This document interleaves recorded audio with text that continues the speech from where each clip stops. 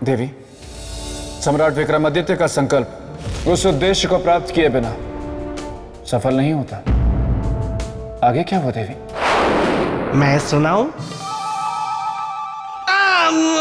मुझे पता है देवी, आप कहेंगी कि तुम फिर आ गए। मैं क्या करूं देवी, मेरे पेट में बुलबुले उठने लगते हैं, और जब तक मैं यहां ना आ जाऊं बुलबुले शांत होने का नाम ही नहीं लेते। अगर आप आज्ञा दे दें तो आगे की कथा मैं सुना दूं। देवी, यदि आगे की कथा बेताल सुनाना चाहते हैं तो क्यों ना आगे की कहानी इन्हीं से सुनी जाए। वैसे इनके कहानी सुनाने का अंदाज भी बड़ा रोचक है, क्यों?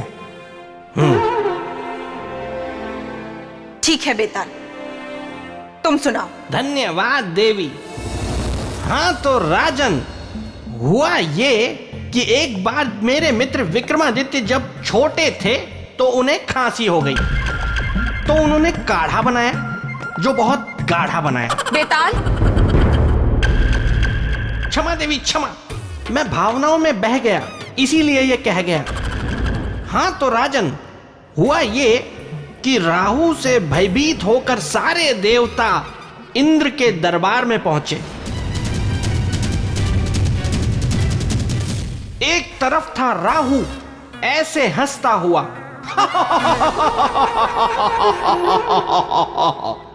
और दूसरी तरफ था मेरा मित्र विक्रमादित्य एकदम शांत ऐसे।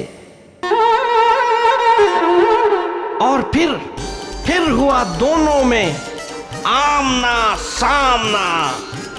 सम्राट विक्रमादित्य, आप यहाँ क्यों आए हैं? आपके इस अनर्थ को रोकने राहुदेव, आपको ये बताने आए हम, पुष्य नक्षत्र को खंडित करने का अर्थ है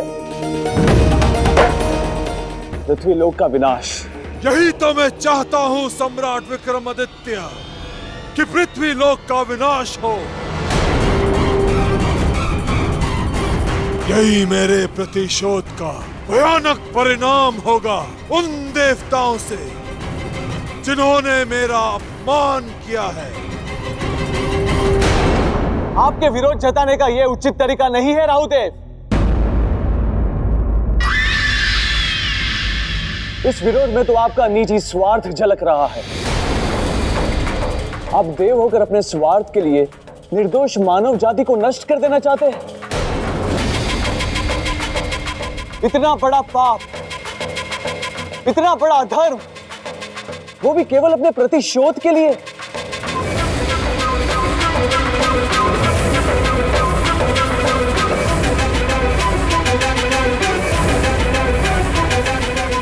हमारी बात मानिए राहुदेव, अपना निर्णय बदल दीजिए।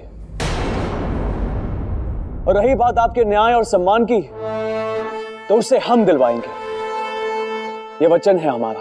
नहीं सम्राट विक्रमादित्य, नहीं। मुझे अपना अधिकार लेने के लिए किसी दूसरे की आवश्यकता नहीं, और वो भी एक मनुष्य की। मुझे आता है अपना अधिकार लेना,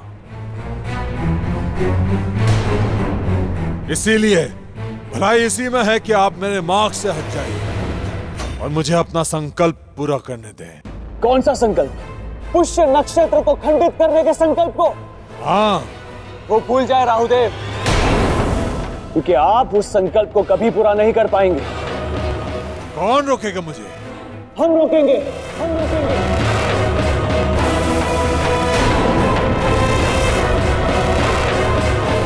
हमें आपको रोकना ही होगा।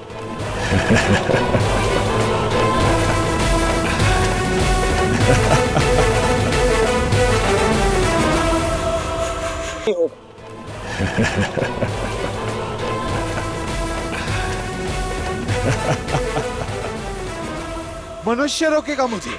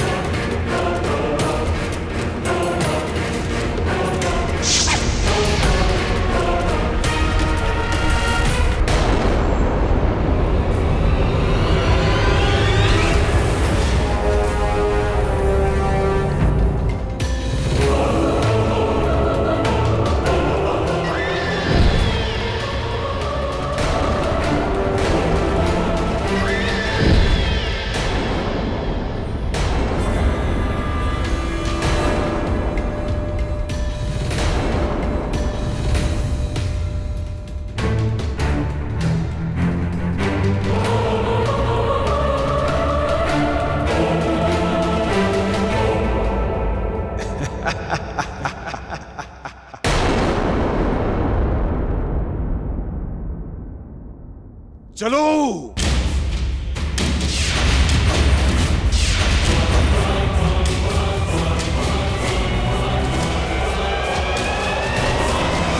राहु देव को पता ही नहीं था कि वे जिसे साधारण मनुष्य समझकर ललकार रहे हैं, युद्ध कर रहे हैं, वो कोई साधारण मनुष्य नहीं है, बल्कि वो महाशूरवीर महाप्रतापी है। राजन, इस बात से मुझे एक बात याद आई। एक बार जब मेरे मित्र विक्रमादित्य के पैर में एक कांटा चुभ गया था, तो पता है उन्होंने क्या किया?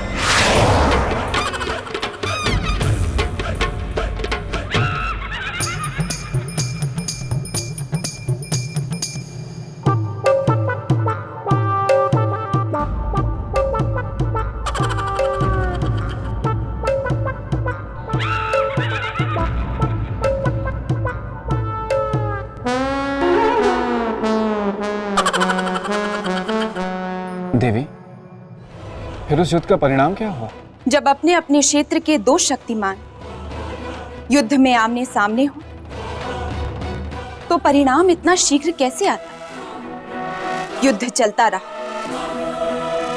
समय बीतता रहा और बीतते बीतते समय की सुई उस एक निर्णायक घड़ी के पास आकर रुक गई, जिस एक घड़ी में सम्राट विक्रमादित्य को रोकना था राहु को